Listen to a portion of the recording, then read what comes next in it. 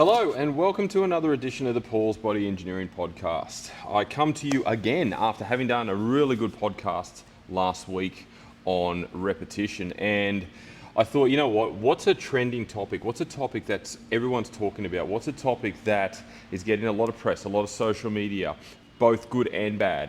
And I came to the conclusion on weight loss drugs, and I thought, you know what? This needs to be spoken about in a greater in-depth conversation because it is everywhere. It is everywhere. Everyone is using them. Oprah came out and made her statement, which was, in my opinion, absolutely stupid, but they're everywhere and they're getting readily dispersed through the community via our GPs, and I wanted to talk about it and just provide some facts because unfortunately these products, as much as they've been on the market for a long time for their for their original purpose, which was, and I'll reference Ozempic, which is the most popular one or the most commonly known one, it was obviously designed originally to manage diabetes, right? But they've realised that there's a potential benefit that comes to the conclusion of weight loss or success with weight loss in terms of suppressing the appetite and slowing down the digestive system. What they haven't had an opportunity to do yet is study the long-term effects because they haven't done that. They haven't got a 5-year study, they haven't got a 10-year study, they haven't even got like a 3 or 4 year study or multiple studies to form a meta-analysis and give the public actual outcomes. If you read packages on certain pharmaceuticals, they say may cause this side effect, may cause this side effect. We don't know all the side effects of these weight loss drugs because we haven't tested them in terms of length. Now, they may actually have some information regarding that, but they haven't disclosed it. But I'm going to provide you in this podcast what we do know and what potentially could occur because, in my opinion, there is going to be a massive epidemic in regards to, say, 5 years, 10 years from now, where people are going to have a lot of issues coming off these drugs or having used these drugs for lengthy periods of time. Now, don't get me wrong, this is not a podcast to beat up on these drugs. It is not, okay, because they do serve a purpose. When I first heard about them, I was so against them. But then the more I learned and the more I understood the needs of certain people and certain demographics in our society, I understood that there is a place for them. But it is very specific and very niche.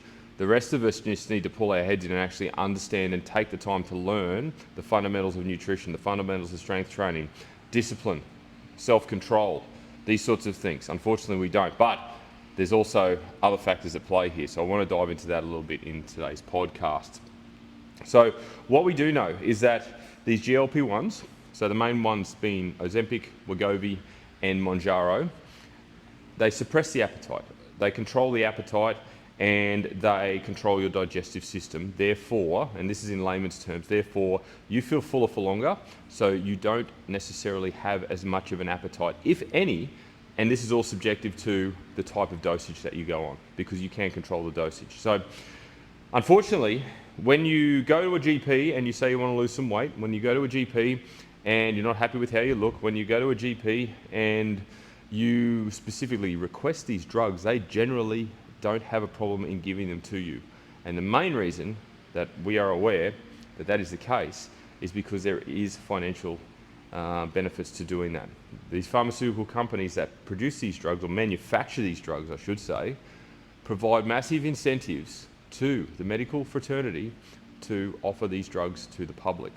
Okay, so as long as you tick a couple of boxes, they will give them to you. Now, granted, they're not, I'm making that sound like they're drug dealers and they're feeding their dependence and creating an addiction. That's not the case. They will obviously prescribe it to you. It has to go through a prescription system, and it's obviously a recommended dosage that you have to take. But that recommended dosage is probably excessive for most people, because what it does do, as I mentioned, is it will slow down the digestive system and control your metabolism and control your hunger cues and quieten the food noise to a point where you effectively don't want to eat, okay? Because most of the time we eat instinctively, right? As human beings, we eat instinctively. We get hungry, we eat, okay?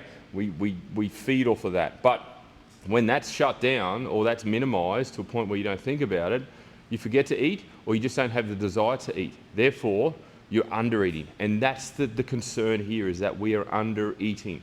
We are so desperate and so vulnerable and so needy to lose weight that we will take these drugs and we will malnourish ourselves effectively. When we malnourish ourselves for a lengthy period of time, because you can get these drugs prescribed to you for months on end. I don't know the specifics. So from what I understood, it was only 3 months at a time, but I think it's actually longer than that. If you malnourish yourself for lengthy periods of time, what do you think are going to be the byproducts of that, or the negative side effects of that? We're going to have muscle wastage. We're going to have low energy. We're going to have lethargy. We're going to have chronic fatigue. We're going to have bone degradation. We're going to have joint instability and joint concerns and joint issues. We're going to have mental health problems. Now you're probably going to go, well, hang on a second, mental health problems, how's that related to not eating enough food? Well, think about it. You don't eat enough food, okay? And this is over days and days and days, mind you, not just one day where you've undereaten. This is days and days and days. So your body needs a certain amount of calories just to survive, just to function, okay? Brain function, heartbeat, lungs, movement, breathing, all these things require energy. Energy comes from the food we eat. If we under-eat on that energy has to come from somewhere, okay? The body's just not going to make it up. So it's going to take it from the most readily available source. And the two most readily available sources are body fat and muscle mass. Now granted, if you're a heavier person, yeah, it'll take some body fat, but it's the low-hanging fruit scenario. It'll grab whatever is convenient. It'll grab whatever is accessible. It'll grab whatever is easiest to break down and consume for energy. But if it starts to utilize your muscle, which it will do, I stand by this fact, it will do, you're going to get weaker. When you're weaker, you don't have as much energy. When you're not eating enough food, you're not going to have as much energy. And what happens when you don't have as much energy? You're less likely to be active. You're less likely to do more things. You're more likely to sit on the couch. You're more likely to do less. Therefore, when you do less for long periods of time, what happens? It can start to affect your mental state. It can start to affect your mindset. You can start to feel sad, depressed. We're lethargic. You're going to be down. You're going to be flat. You don't have that energy that you normally would have. And that can lead down a very slippery slope. There has been cases, from what I've read, there has been cases of suicidal thoughts simply because people have been on these weight loss drugs way too long. And that's the other scary part. It can build a dependency, okay? And when we get onto a dependency, we're really concerned here because you're relying on these drugs to maintain your weight loss. You're relying on these drugs to not eat enough food. You're reliant on that. But the catch is when you get to the end of the cycle, when you run out of prescriptions and the doctor won't give you any more, what's going to happen? You're going to go and eat more food. Unless, and this is a big unless you've learnt in that time how to track calories, how to eat better, how to strength train, how to maintain your weight loss. If you haven't done that because the magic pills have done their job and you've lost all the weight and the scale weight's down and people are congratulating you for such a great job, if you haven't in that time taken the opportunity to educate yourself on nutrition, on body recomposition, on reverse dieting, on strength training, if you haven't done that, you are going to rebound. You are going to start to eat more, you're going to slip up, you're going to fall back into old habits because you haven't taught yourself new ones, and the weight will go back on. And more so, and this is factual, you will rebound to a point where you'll actually put on more weight than you started. And that is the scary thing. You can and will put on more weight. And you know, you've worked tirelessly. Look, granted, you've taken these drugs and you've probably worked really hard. You know, you've done it for a particular reason and you want the weight off, and you know, I support that. But it obviously hasn't been done in the right way because you haven't learnt. You haven't learnt how to maintain that. And that's the scary thing. So not only are we going to have an epidemic where people are going to be frail, they're going to be weak, they're going to be tired, they're going to be susceptible to chronic illness, we're also going to have an obesity epidemic because people are going to rebound. This is like a really bad 8-week challenge where people strip down the weight in 8 weeks, they're hyper-focused, they diet to the hills, and then they go out and party and they celebrate, and all the weight goes back on within a short space of time. This is the same thing, only probably worse, because your weight loss has been off the back of a pharmaceutical drug. So, look, I'm not painting a very good picture here, I know, but these are the facts. These are the concerns. You know, I spoke to someone just recently who had a client who was on these drugs, and they were only eating 1 meal a day because that's all they felt like having. 1 meal a day. They had no knowledge around nutrition. And this is the thing too, like, we can't all be held to account, but we can be smarter, okay? In terms of accountability, this falls on many people. The doctors need to give you more advice and direction regarding taking the drug, managing drug, coming off the drug. The pharmaceutical companies need to provide more information about how to manage the drug, take the drug, and come off the drug. The other big factor here that people don't realise, this has all come about off the back of obviously an obesity crisis that we have at the moment and people wanting to lose weight. Why are people wanting to lose weight? Besides the fact of self-discipline and all that sort of stuff, there's one big elephant in the room that people don't point the finger at, and that is our food. Our food has gotten so bad in terms of the way it is made, the way it is processed, all the additives and chemicals that are added to it, that it now causes addiction. It now causes obesity. It now causes chronic illness. That is a concern. And that leads us down this path because people are so desperate to lose weight because of the food they've eaten and the food that is readily available. There are, right now, as we stand right now, there are people sitting around in a lab with food that is already produced in packages going, okay, how can we make this more palatable, more satiating? How can we make this tastier? How can we make this addictive? That's their job, so that the food manufacturers sell more product and make more money. And then all of a sudden, the pharmaceutical companies come in and go, hey, we've got a solution for you. Try this drug. It's a scary world. It really is. So when it comes to taking these drugs, you really need to go in eyes wide open with a plan, with a strategy, with all the questions before you take them, before you basically jab yourself with them, and ask yourself, is there a better way? Because there is. Absolutely there is. I'm convinced, and I'll make this bold statement right now, I'm convinced I can get weight off anybody. Anybody. I don't care what age you are, I don't care what size you are, I can get weight off anybody if they're willing to try, if they're willing to work hard. That's a fact. But it's going to be done in a controlled manner, it's going to be done in a healthy manner, it's going to be done in a manner that will take time. So you need to be patient, and that's the problem at the moment.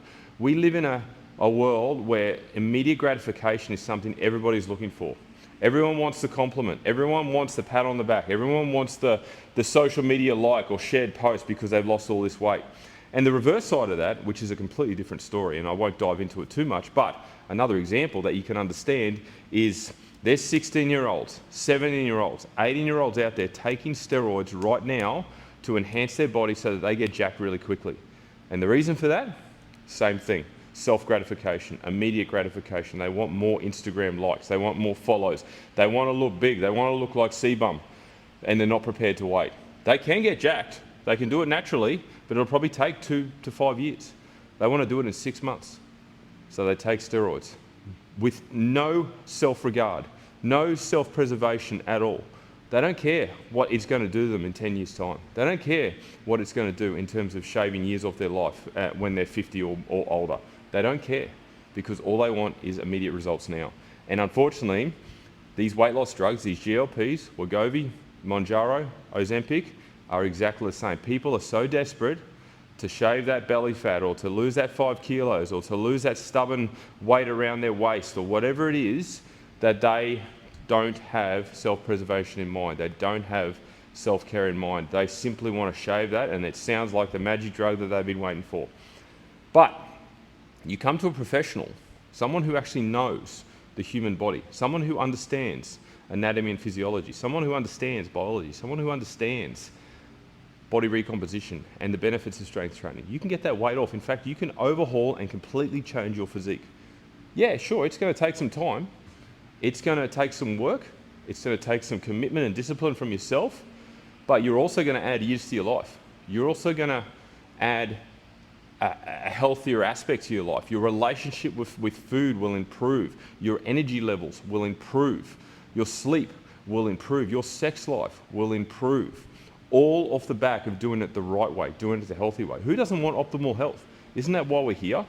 Besides financial freedom and happiness, don't we all want optimal health where we can live into our 90s or beyond, fully abled, fully energized, fully strong, able to run around with kids and grandkids and great-grandchildren? Isn't that what we want? I can tell you right now, on a weight loss drug, you're not going to be able to do that because you probably won't be here. That is a fact. It's a scary fact, but it is a fact for all the reasons I just spoke about. So it is a scary proposition. It is readily available. All you need to go is book in with your GP and they will prescribe it. Look, I'm not questioning GP's integrity, okay? Far from it. GPs have a role to play. They're a conduit, okay? They're a conduit to a medical system. We have a problem, we see our GP, they either prescribe a drug or they direct us to a specialist. But that's the thing. Right there is the thing. They're general practitioners. They cover general medicine. They're not specialised in any particular area. I've actually had conversations with GPs, who I won't name, who openly admitted they don't have a fundamental understanding of nutrition. So they actually referred clients to me in that instance. They don't have a fundamental understanding of nutrition because they're not taught it. They're taught general things about general medicine to cover the general population. And that's where specialty areas or specializations come in. So if you need specialization in nutrition, you see a nutritionist, you see a dietitian. If you need someone that is in feet, podiatry, shoulders or limbs or something like that. Like everybody's got their area, right?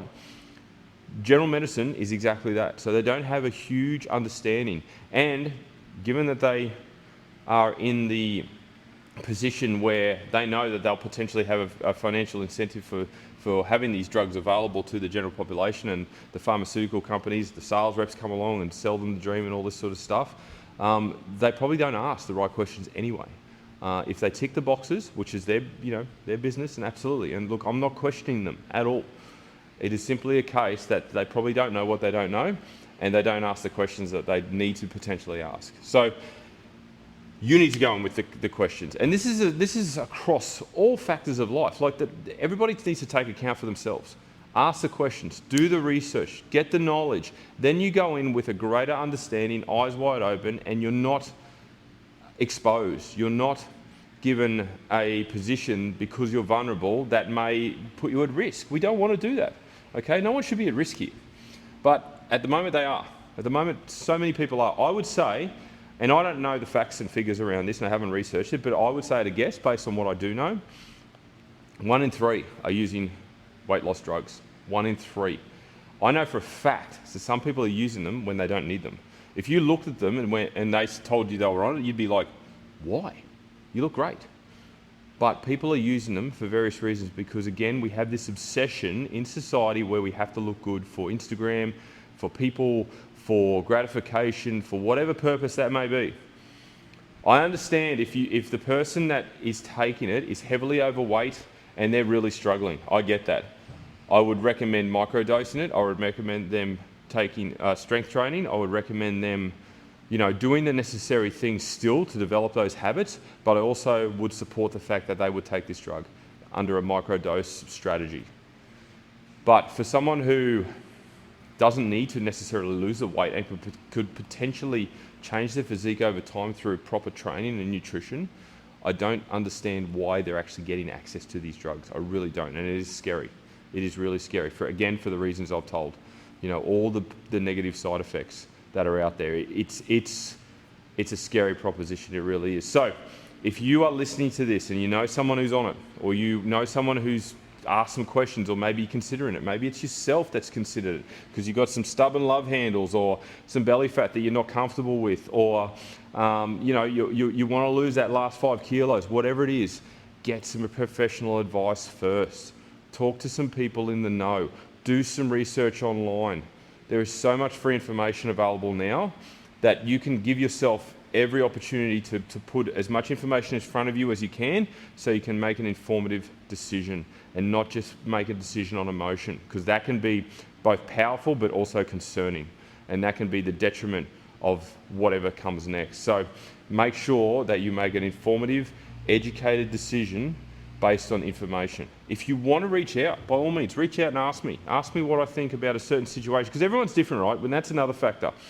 Everyone's scenario is different. Everyone has different activity levels, different history, different relationship with food, different weights, different body types.